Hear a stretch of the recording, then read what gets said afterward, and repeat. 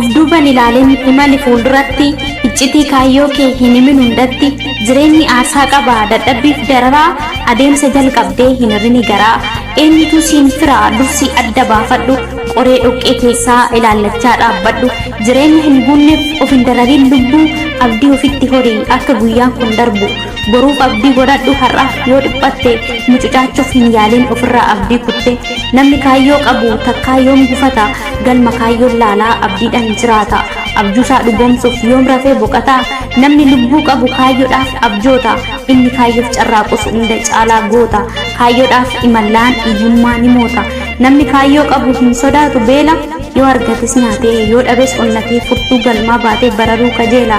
namni kaayyoo qabu hundaaf gurran laatu kaayyoo isaarraa maqee namaaf hin jiraatu namni kaayyoo qabu sobeetta agowwaa gamnooma dhokfatee boruuf gaarii hawwaa kan darbe yaadachaa imali fuuldura kaayyoodhaaf kan fiigu rabbitu gargaara.